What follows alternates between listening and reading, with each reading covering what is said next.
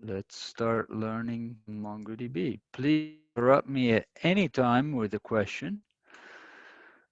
As you said, my name is Daniel. Any questions, Graziani or Daniele? And here is aggregation basics, pipeline stages. Let me make this bigger.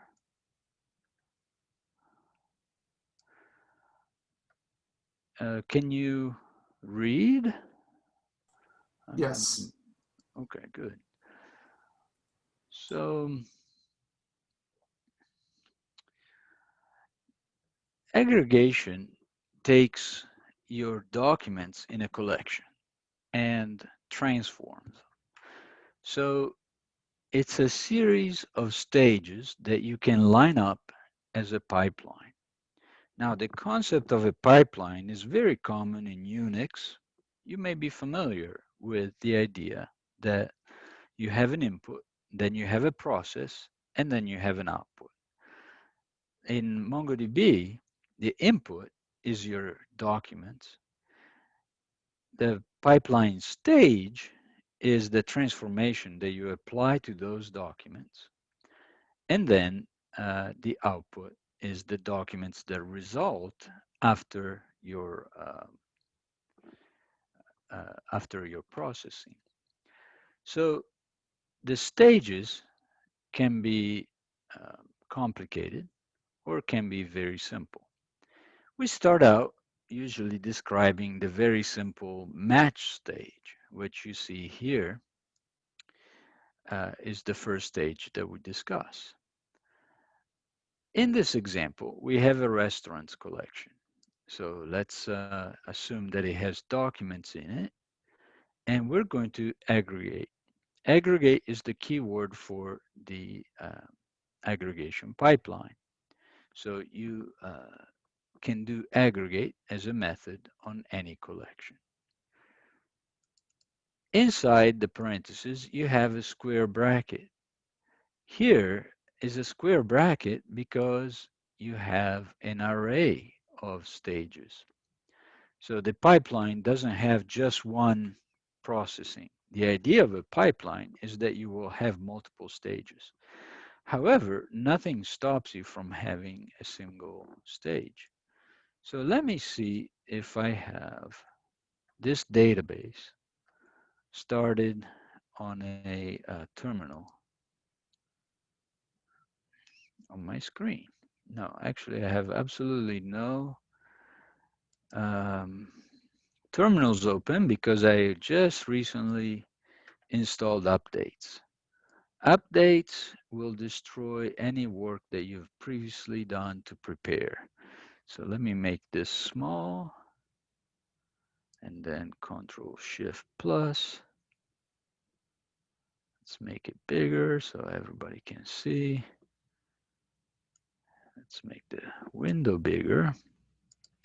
All right, then we need to do a few things here. We need to see if we have any, these are, um, okay.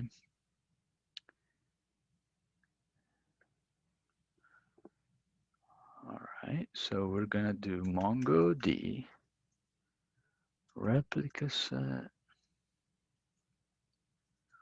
Wex.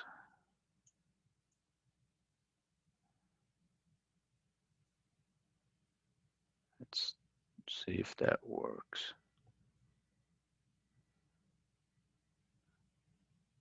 All right. The problem is that it's a replica set, so I need to actually start 3 nodes. Who is familiar with replication? Nobody? Come on, guys, this is for 100 points.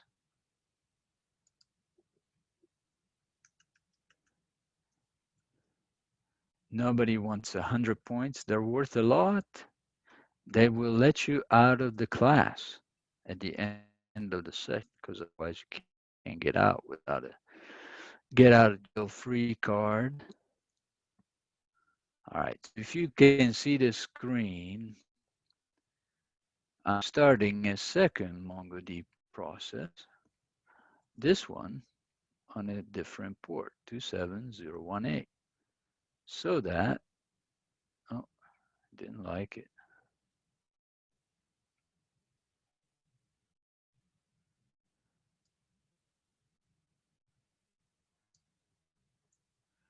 What was wrong with that? Let's find out if I already have some processes running. Chef grep MongoDB. And no, we don't. We only have this one that I started. How come that one doesn't have port? Oh, because it used the default. So this should work.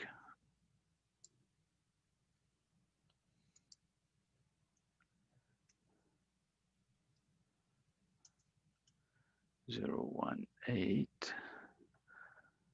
So, oh, but it's trying to use data/db. Okay, let me take a look.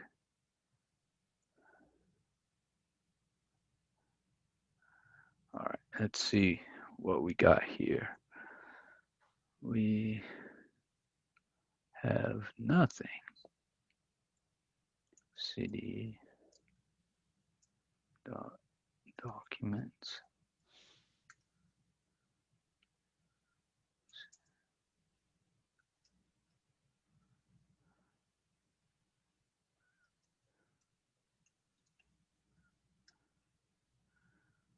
Okay, so here I have a bunch of data. This is where it is. Okay.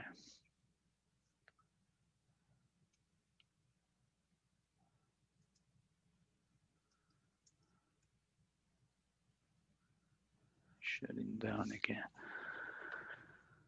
So I need to pass a DB path.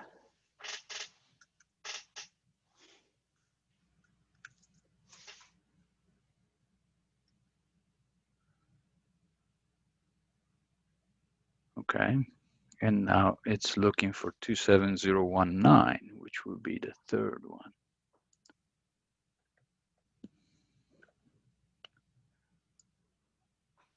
It's always easier to start with a standalone, but I like to make things difficult for myself. So let's make this window bigger.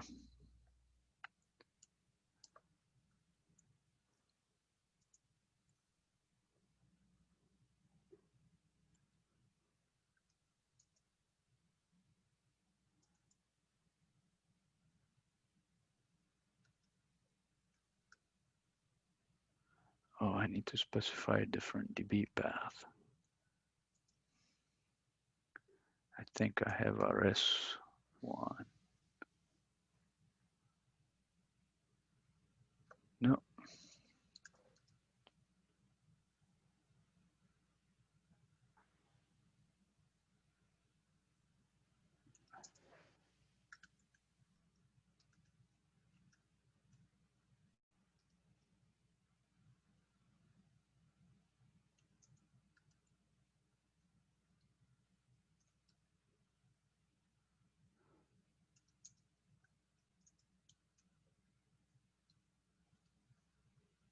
Okay. Now, yes, we have RS1. Okay. So from here, should be able to do this. And now we have 3 MongoDBs, right? Yep. And it just keeps on. Okay, we don't have to stay here.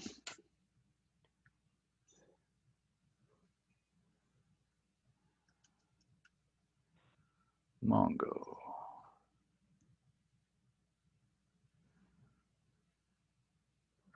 So we're connected.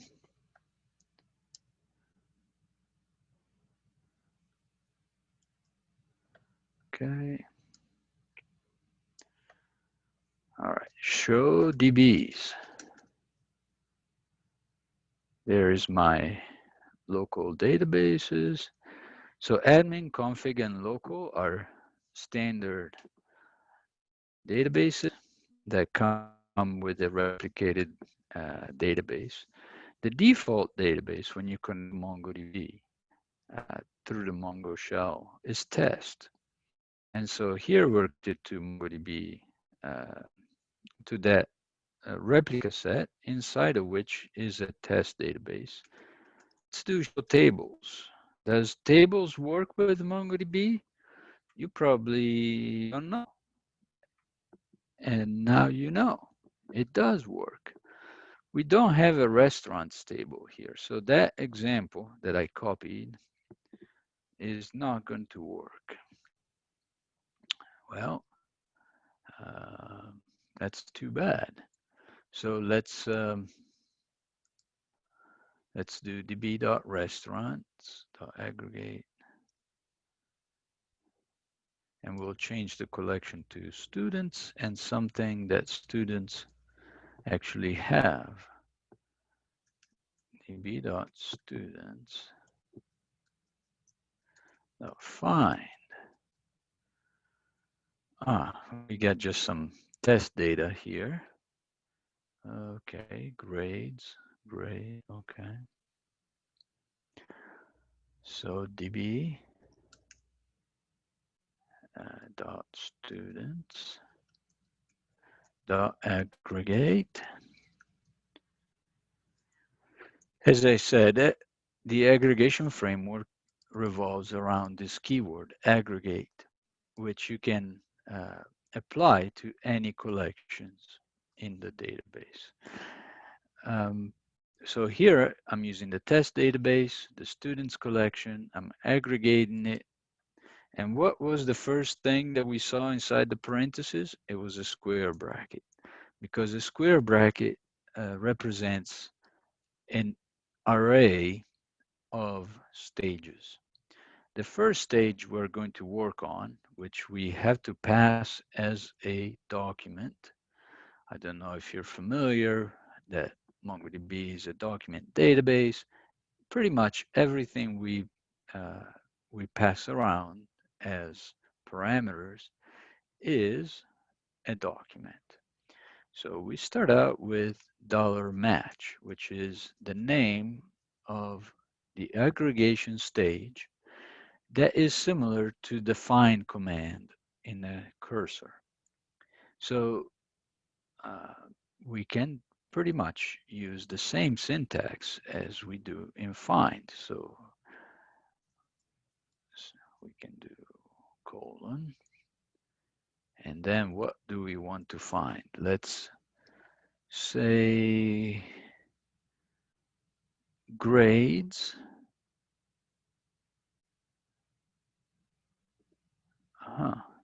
Dot grade 101.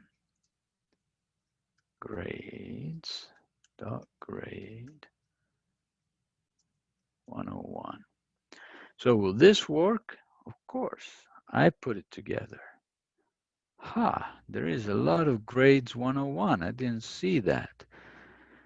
This is a bunch of overachieving students. Let me see if I can find some less popular votes. Grades, 80. Okay, that returns just a couple of students. Any questions about how to use $match?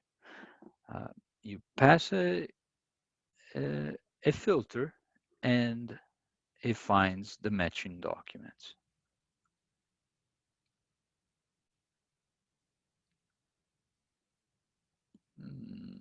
Okay, so let's take a look at show collections. Let me see if I can do something that you have never seen before, but that in MongoDB, but that you commonly do in SQL Server probably.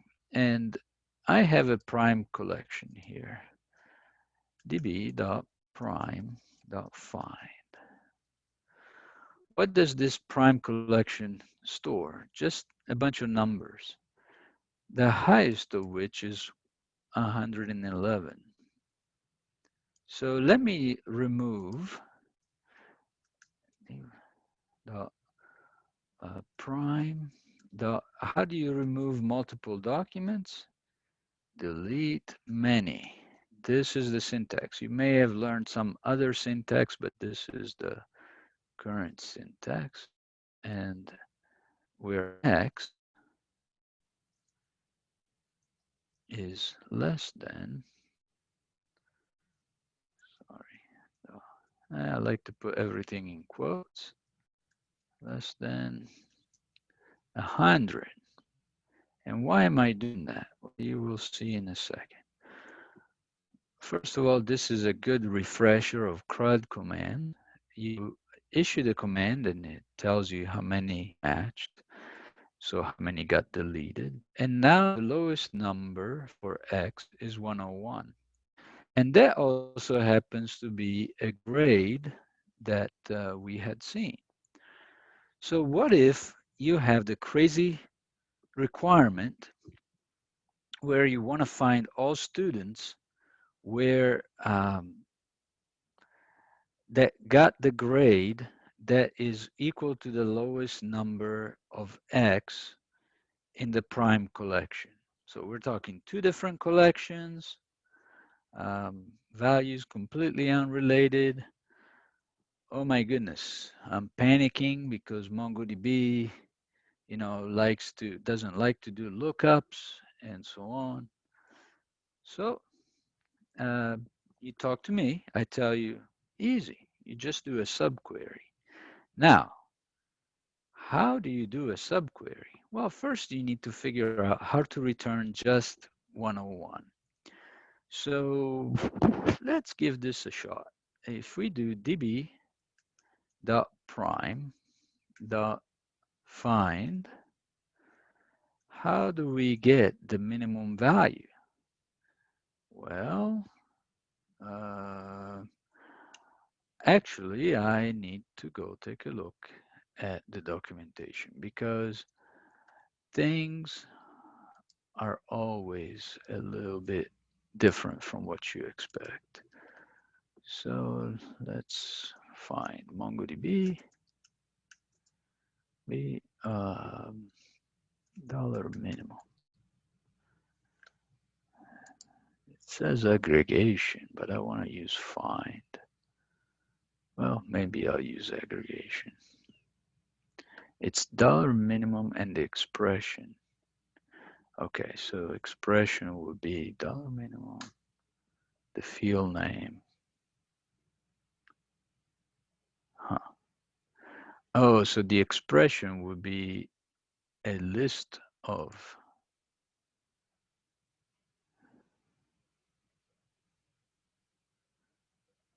yeah. Okay, so I need to use aggregation there too. Fine. Gate dollar match.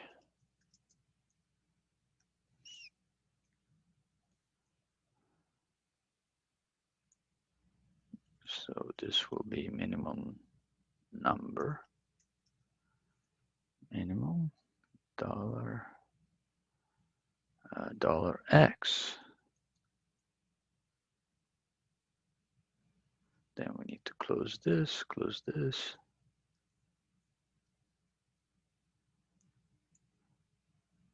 Okay. Unknown operator. Well, so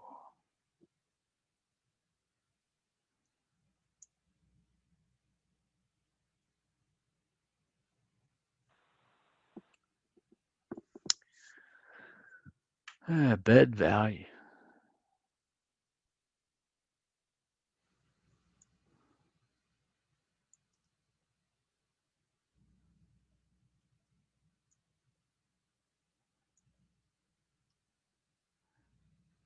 It seems that this should be a lot easier, huh?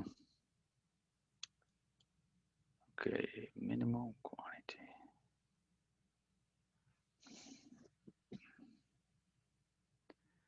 Oh, so it actually requires a project, a group stage. All right,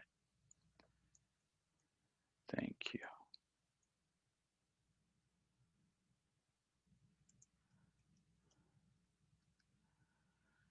Well, then we're going to talk about group.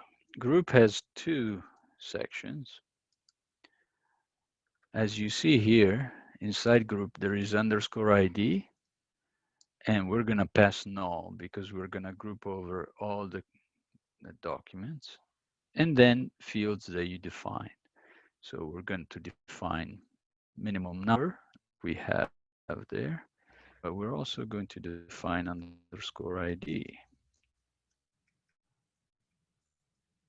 like this. All right, let's see if this works.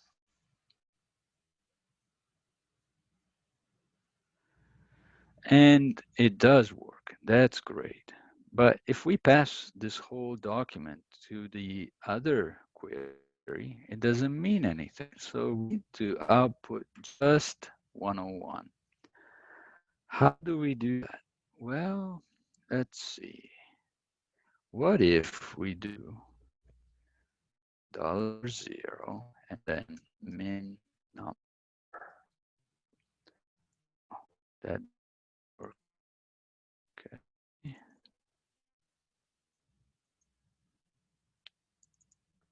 We need to say to array.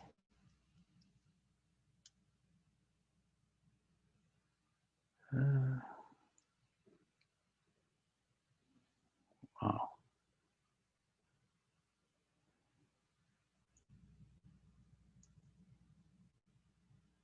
Let's try to remove all this. That didn't work. So let's go back. We have this. We need to grab minimum number. Um,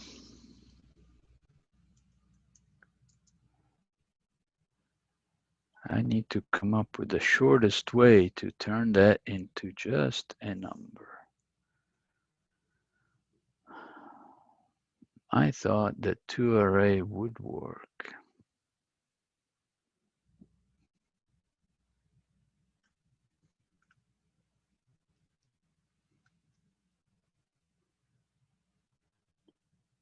All right. toArray, well, without the dot. Now we're back there, and now we can do minimum number. And now we have just 101. So, long story, now we're gonna get to the end of it. Long story long, unfortunately, because it took a while to get to this, but you got to learn a little bit about what you can do with MongoDB. Let's go back to db.students.find. We had grades.grade,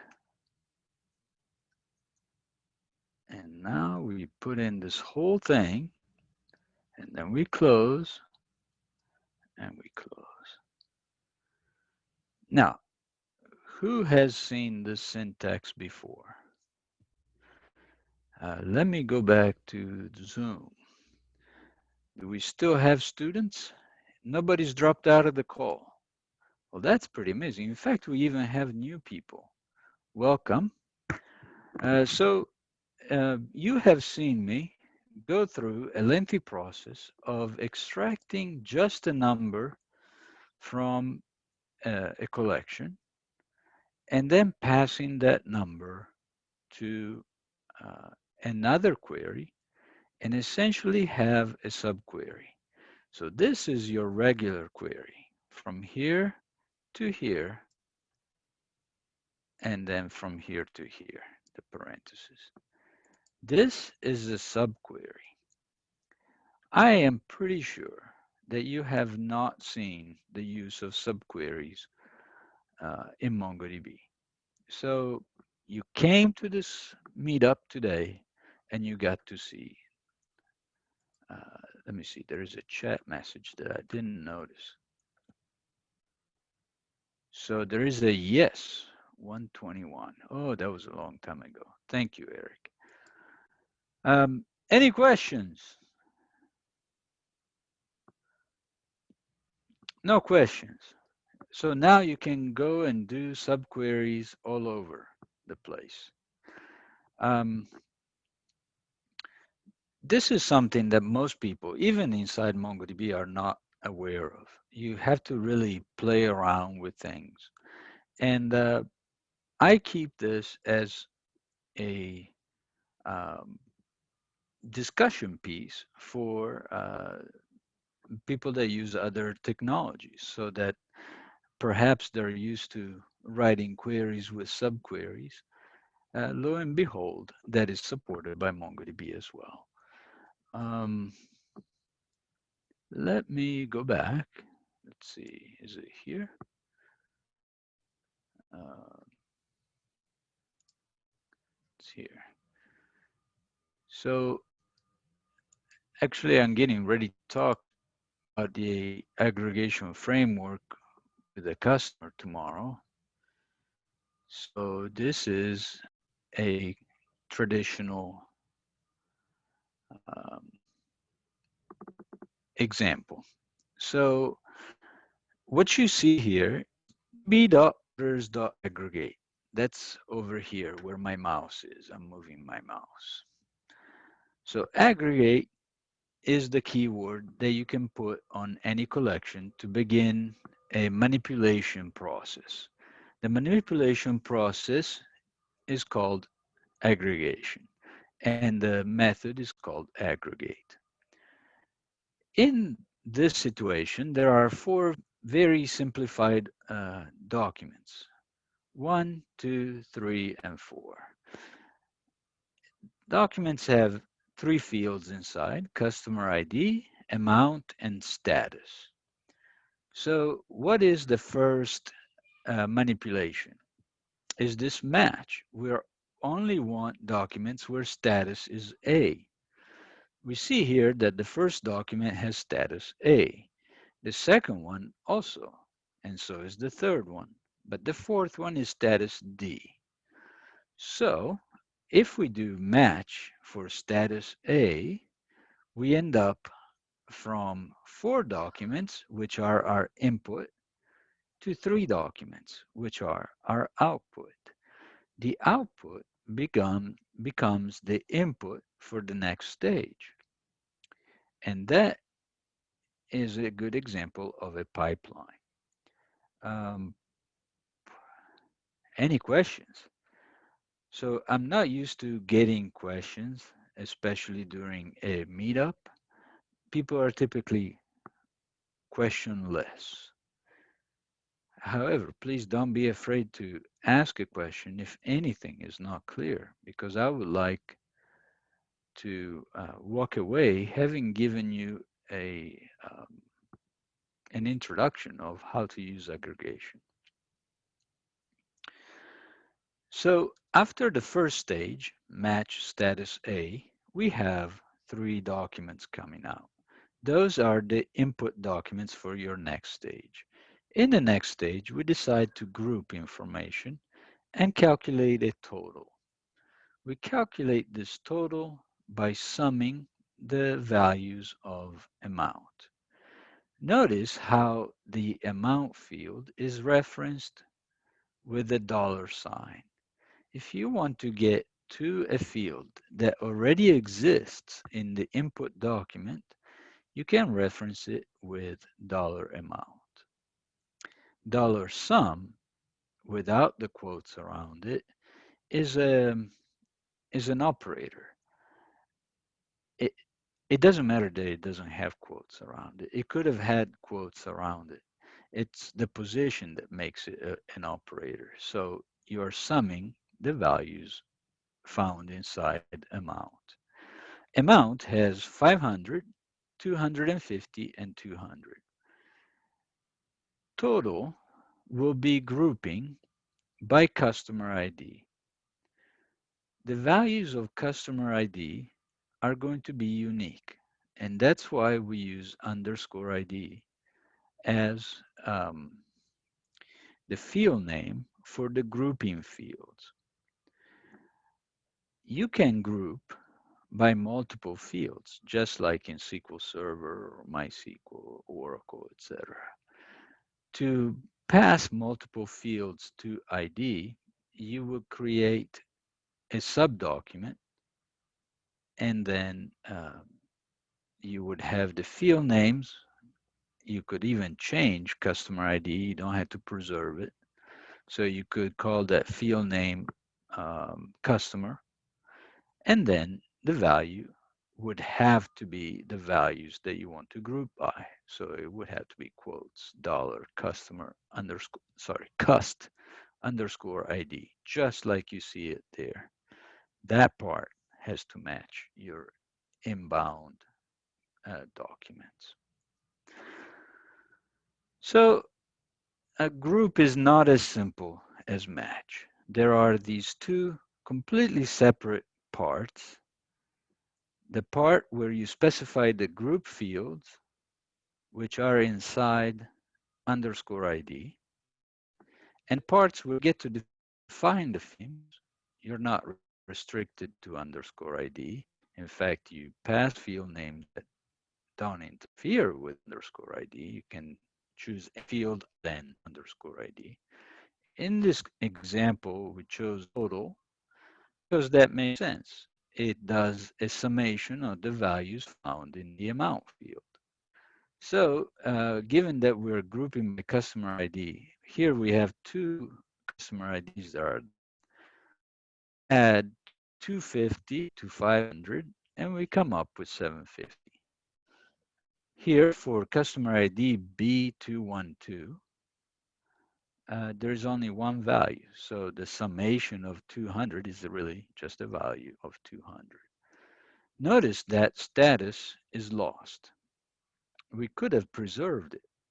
We would have had to add status and then reference dollar status here somewhere after, maybe right here where my mouse is. We would have done comma status colon quotes dollar status inside, and it would have preserved these values, status A, and it would have given you three fields here. So this is again uh, a more complicated group stage. Are there any questions? Daniel, if the group dollar group appears in the aggregate function, it would appear as the last line, right? Always. No, it can be, okay, it can be the first line if you wanted to, except, is it a good idea to use it as a first line? No. Why? Group completely modifies your schema, right? You go from this schema right here to that one over there. This and that are completely different animals. So match can use indexes. If there is an index on status, this match can use the index on status. So it will be efficient. If you swap the two things around, like if you do group like this and then match for status A, you will come out with the same results, but it will not be as efficient because after you have modified the documents and the documents have a different shape, doing a match will not um, be able to use an index. And Right. so an Yep. index is quite a bit slower. Right. Similar to stored procs in the Oracle relational Yes, world. Is there anything similar right. in the NoSQL Mongo world? So I don't know other NoSQL databases, to be honest. I've used Couchbase, but I don't remember how they do um, aggregations like this. But I'm sure they have a way to do it. So, how Yeah, do this? Couch, hey, this Raj. Couchbase actually has a nickel query. It's very similar to SQL. And for people who work with SQL databases, much easier for them to actually use it. So it's called N. It's pronounced nickel, but N1QL is is that query language. Yes, that's right. Um, Thank you, Raj. That was really helpful. It was it Raj talking? Yeah, this is Raj. I'm Okay. sorry, I was late and Hey, I that's had fine. something You else. still get 100 points though for the Yeah. comment. No, you can take some cut. That's no problem. Okay, you get 70 points. Wow, That's fine. That's fine. Take this is some the more. first time. No, I'm good. I'm good. Yeah. You're making it sound like they're worthless, but they're not. I mean, okay, let's go back to this. We asked about the difference between MongoDB and the relational world, and whether this grouping is um, is similar to a group by clause, essentially, and it is. And there is, some nuances that make this a little bit different. Like you can easily create new fields, or the results can then be output to a new collection. And you notice that underscore ID is unique, right? There's two values there that are different. So underscore ID as a field has to be unique in MongoDB. And so this output is designed so that you can export it to another collection. Or maybe you can use it for a view. That would also be a good use case. So, How is the performance in comparison to the relational databases? You know, well, there is a little bit of a trickery here that MongoDB can do, because when you do updates, you can also do a summation. So you can pre-calculate your totals or your sums. And so, for example, if here you have amount, you can also add another field called, um, well, you wouldn't do it at this level, at the document level, but you would do it in a bucketing pattern where you have all documents with ID of A123, and you calculate as you go through. You have these documents or these documents in an array, but then the document outside of the array has the calculated summation of all the values of 500. So if you do something like that, then when you have to calculate the grand total, you only have to sum values that are already pre-aggregated. So 750 and 200, as opposed to going through and getting all the individual values. So in that case, it could be better performance. Uh, Otherwise, the performance of grouping is similar. In some cases, it's better for a relational databases. It depends on how your schema is designed. And when it comes to MongoDB performance, I always say it's not so much about the performance of MongoDB. It's about how you design your application so that your schema matches your application, so that when your application wants to perform some calculations, the data is already either in that format and all they have to do is query it, or do some simple grouping as opposed to some more complicated operations. And that, avoiding lookups and so on is what can really give some performance benefits um, that make the MongoDB platform a platform of choice. Did that answer your question, Abe? That's wonderful. Thank you. I have one other question. You have another question? Yeah, if I may. Yeah, I want questions because otherwise.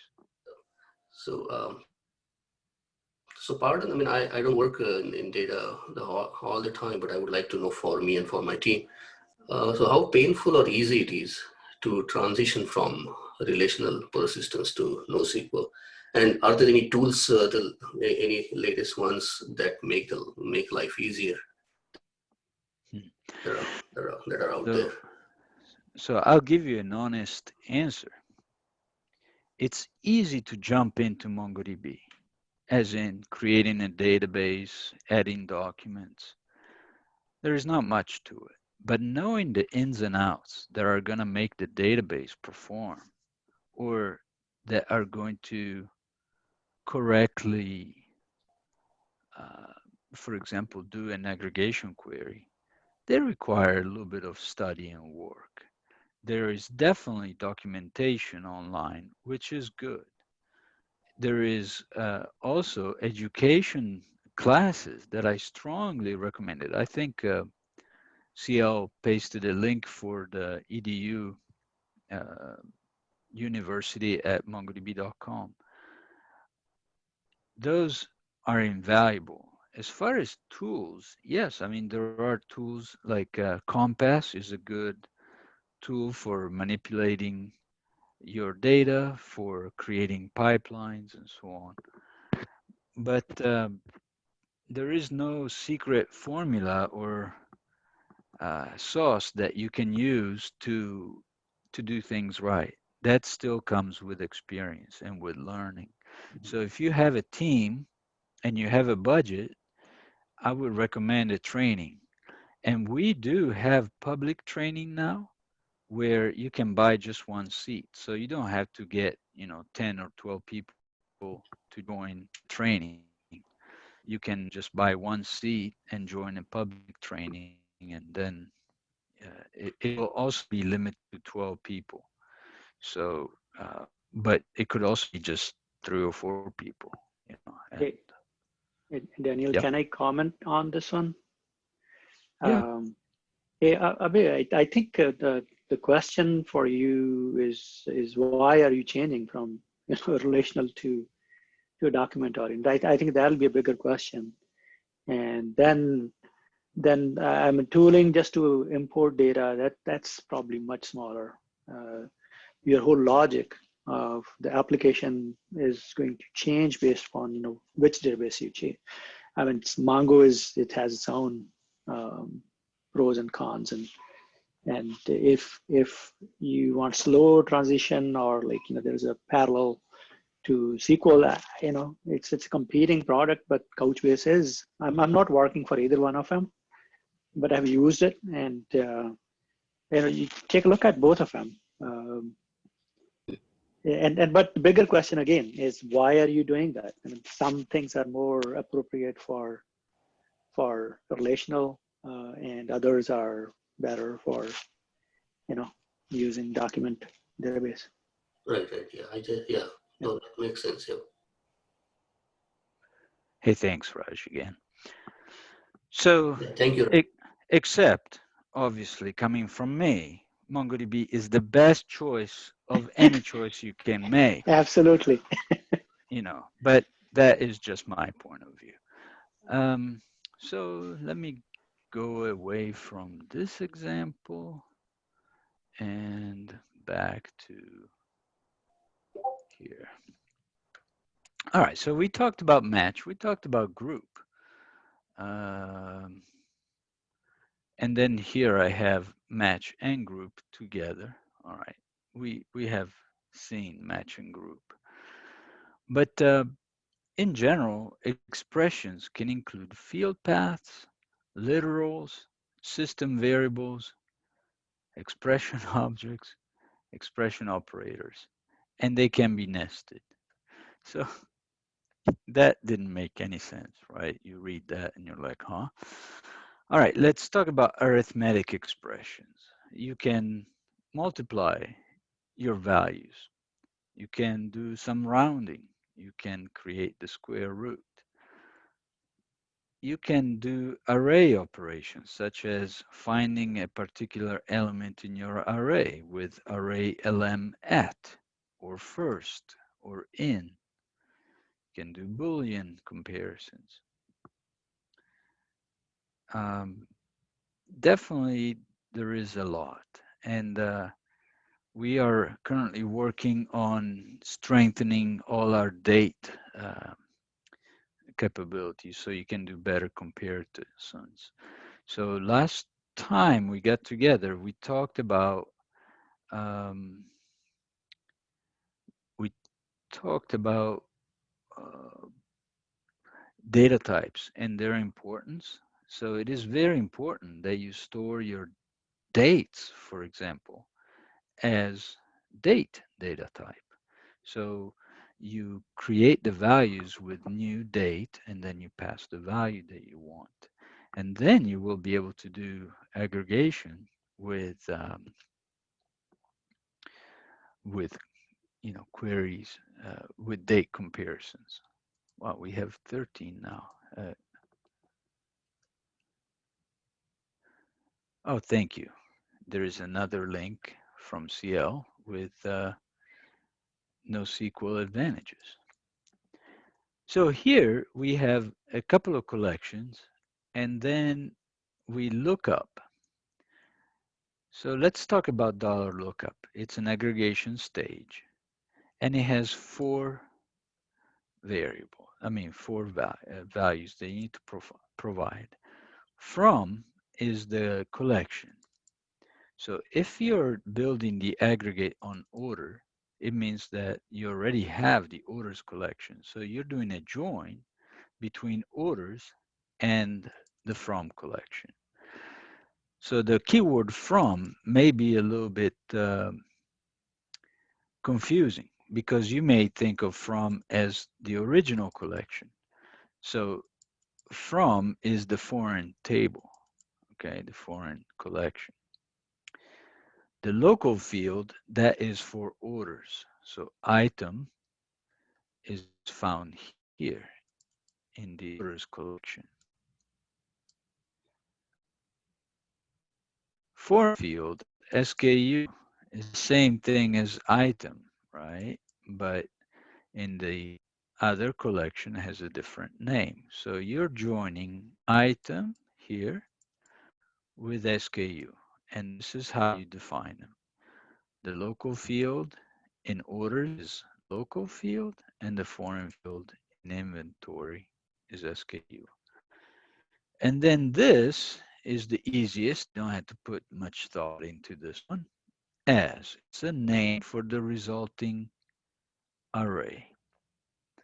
So what you end up with is a collection that has all your uh, order fields, ID, item, price, quantity, and then inventory docs, which is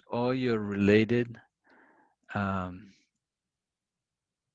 all your related data from the inventory collection. Notice that this inventory docs matches this as from the lookup definition. Could have been anything else, right? But it could be inventory information. Again, you matched on SKU. So this matches item. And then the rest of the information is the information that you didn't have.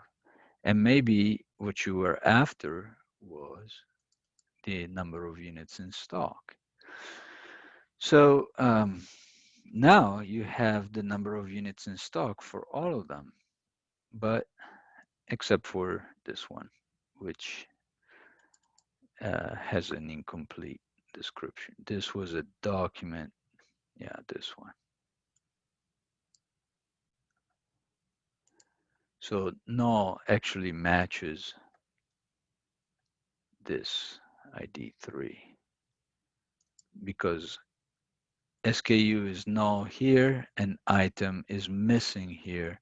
A missing field has a value of null for comparison reasons. So that's why you end up with these three documents. Um, I would like to know if there are any questions on the use of lookup as an operator, as a stage.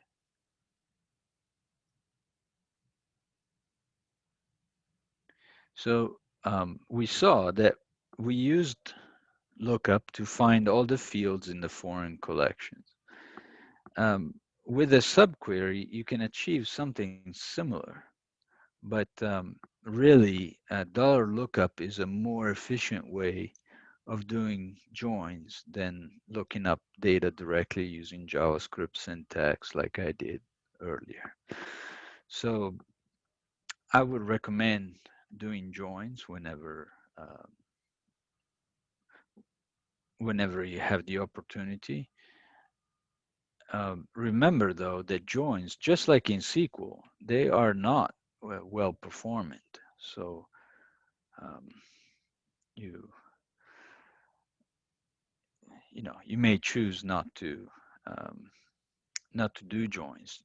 Embed the foreign collection into for example, you could embed inventory data into orders. Now, that is a very poor schema choice because the two collections really have nothing in common.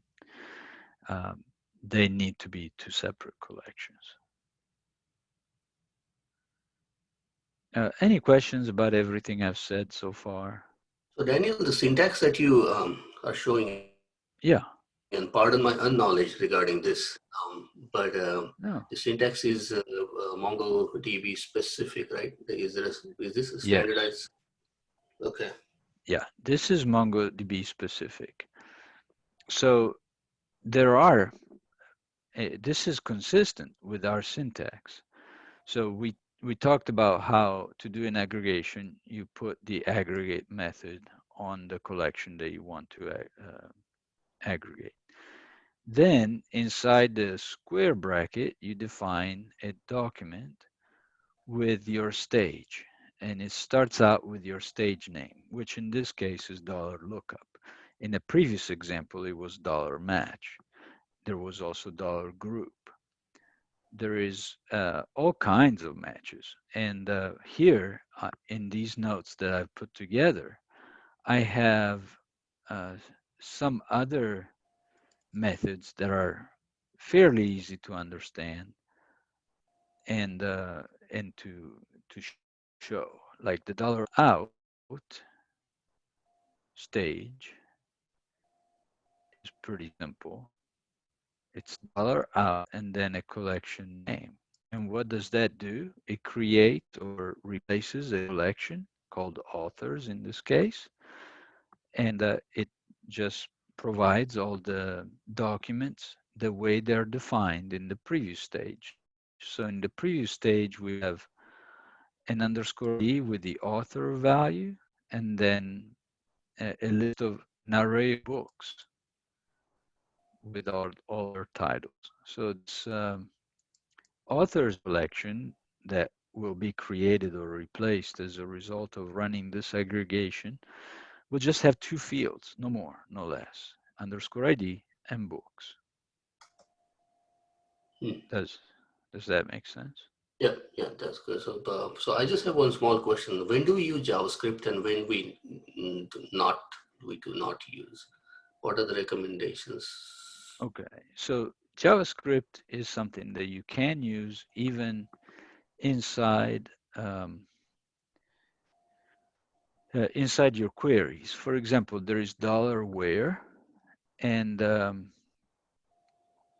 $where is something that lets you get data out of JavaScript variables or of documents that you have returned so far. Um, the recommendation is not to use JavaScript unless um, You have no other way of doing things. The Mhm. um, the reason is it doesn't perform as well as our native language, Right. MQL. The um, But we the just introduced in 4.4 right. accumulators, which let you calculate data on your documents using JavaScript syntax. All that can be turned off in a parameter when you start MongoDB, and you can say, do not even allow JavaScript, because some companies think that JavaScript may be used against the database as a security point of view. Right. Well, I would imagine using JavaScript will increase the readability of these things, right? The readability, Yeah. actually, yes, it is more readable to read JavaScript than the syntax that we use. Um, the syntax is something that you build a little by little. And I'm going to do an example now. We have 15 minutes left. And let's see if I have that example here. I'm sorry for all these questions. No, no, no. Questions, really, we're covering what we wanted to talk about today. And we we did that. I'm looking for this example. I think it's all the way at the end. Daniel likes to answer your questions, Abe. By the way, Daniel, Abe was at a previous MongoDB session as well, prior to yours, a gentleman named Praveen. So he is a frequent customer. Great. Welcome back. So here is my is prime example. Uh, Here I use $project, $add fields, $range, $map, $reduce. Those are all stages that are supported in MongoDB. Clearly, it's a mouthful, meaning if you are not familiar with MongoDB, oh my goodness, there is a lot to learn here. So let's try to do it though. That way you have even more familiarity than before you join the class or the, the event.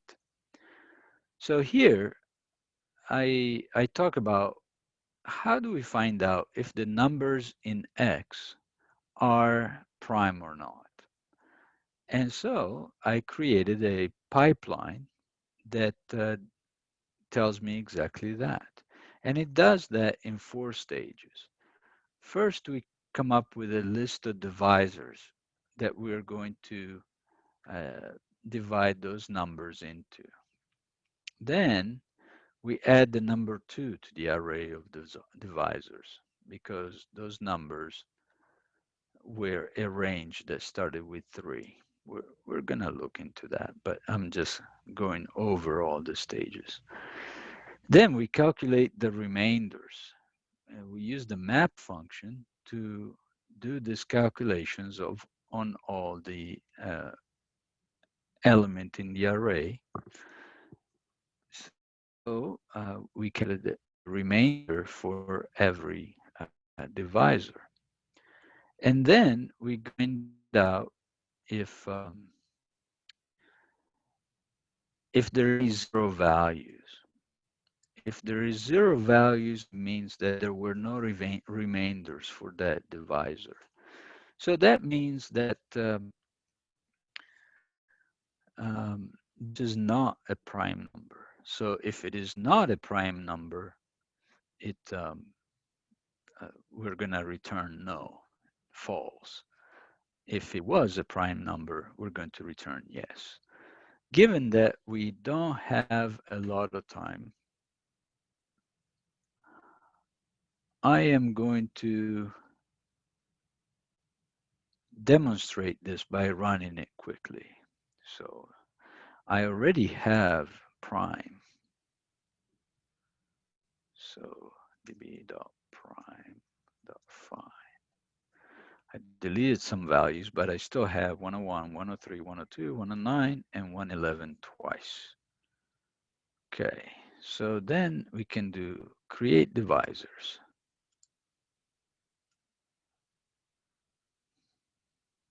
Let's do this.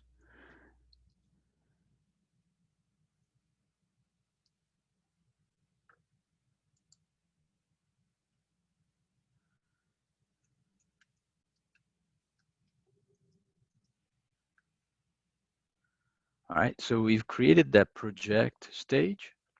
And now if I do db.prime.aggregate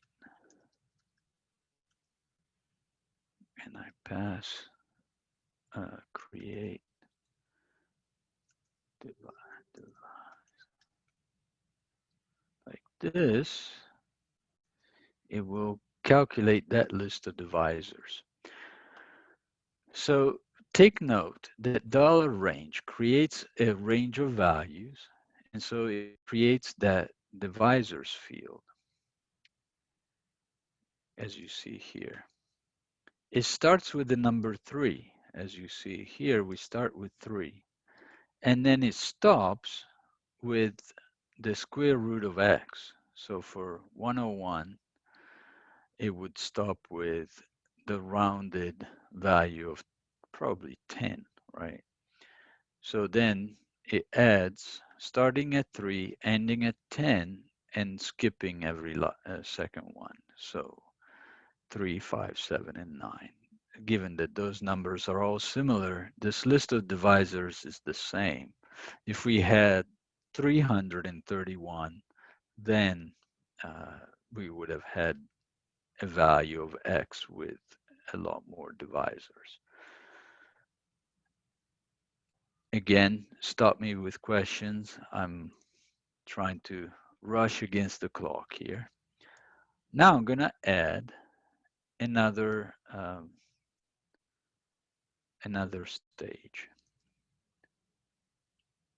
Yeah, remember my choice. Add divisor 2. So we're using concat arrays. We already have a divisors array, right? This is indisputably an array. And now we add an array with just a value 2. Simple. But we need to do that because we need to also test if the number is divisible by 2. Otherwise, it's going to tell us that 102 is prime, and that will be wrong. Well, 102 is also divisible by 3, but you get what I mean. So now we get to try this aggregate, but we add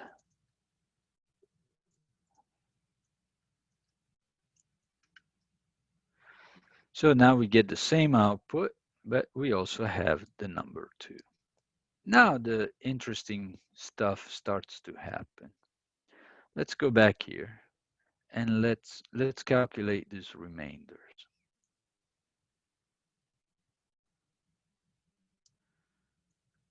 Again, let's declare a variable. Let's take a look at what we just did. Calculate remainders.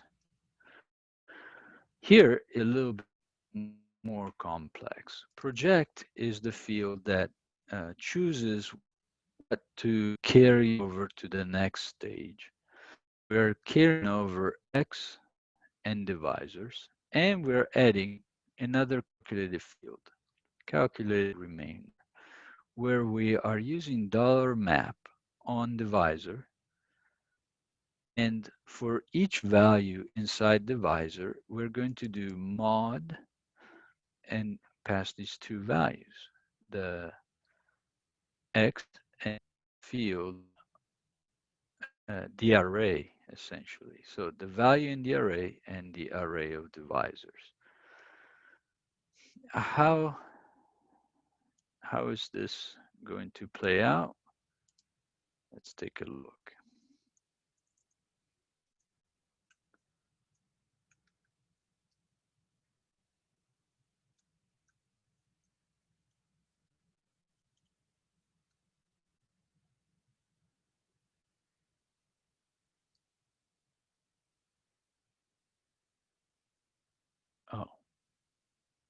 Wait.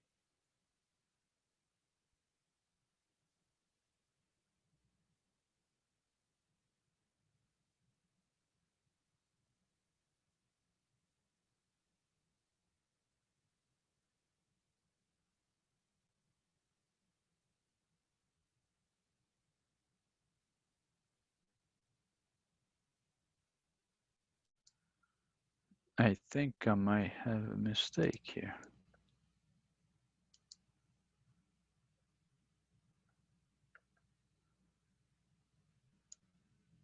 Let me see.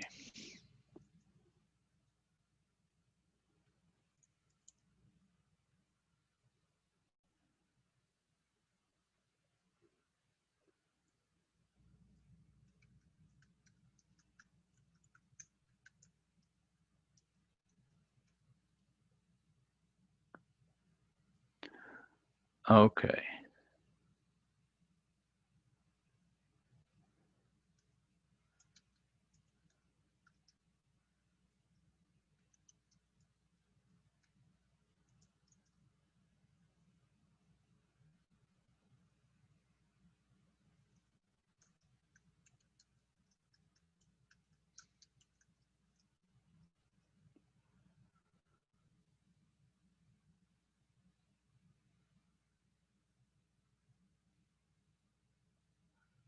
Yeah, but I think I needed that S. Well, let's give it a shot.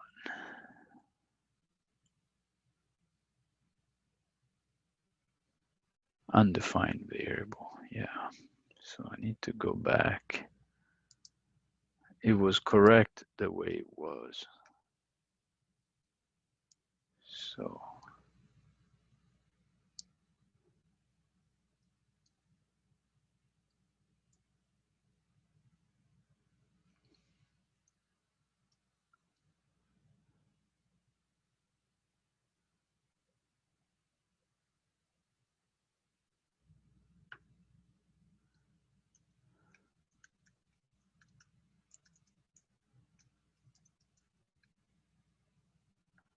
why did it not take it?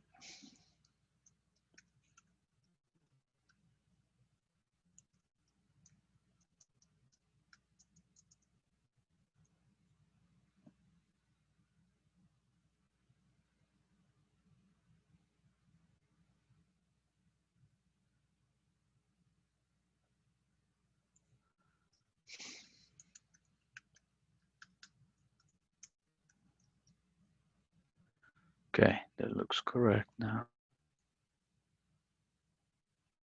Oh, finally. All right, so now we have divisors and calculated remainders. So a good student pointed out that all we have to do now is find out if 0 is found in the index here. And we don't have to do this very complicated thing. The formula is index of array. Would be a much quicker solution, but I wanted to demonstrate the use of $reduce, so I did all this. Given that we have 3 minutes left, I am just going to go with this. And I will let you guys at home, as you practice this, determine whether you want to test the other solution. So with this, we now have whether or not number is prime or not. So we have true, true, false. 102 is definitely false. And 111 is false because it's divisible by 3. So thank you very much. I mean, we need to sit here. I would ask any questions, but there really isn't any time other than greetings. I hand it back to you, CL. Can you take over now? Daniel, thank you very much. You're Another welcome. big-hearted smart, compelling presentation. I love it. You outdid yourself for the first one. We had a great question from Germany. Germany says, do we have a Slack channel that we can collaborate on? Awesome question. Do we have such a thing, Daniel? Yes. So MongoDB has a community Slack channel. They might have closed the Slack channel, but there is definitely a MongoDB community that you can join. Let me take a look on my personal PC and see if that channel is still going, because I haven't been in it in a while. But if it has been closed, it's only because it has been replaced with something else. But Slack is definitely something that is very common and very useful. So just give me a moment while my computer logs into the network. Okay, MongoDB community. Yeah.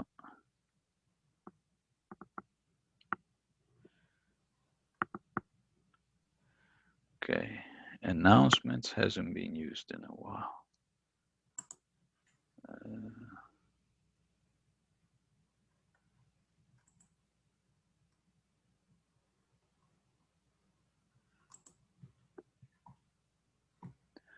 Okay, they moved to community.mongodb.com. Please start. Okay, so we use a community forum. So let me put this in the chat. developer.mongodb.com/community/forums. I wonder why.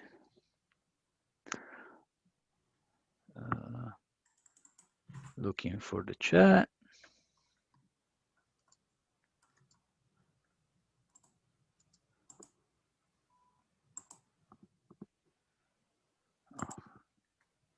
My next meeting is popping up.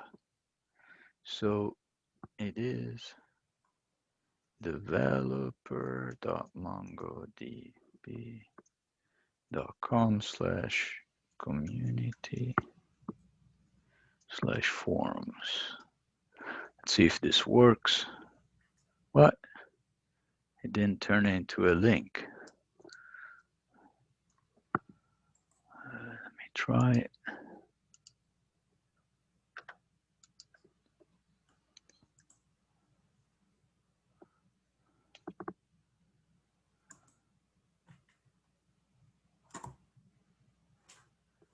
There you go. So maybe they have feature in these forums that they couldn't get out of.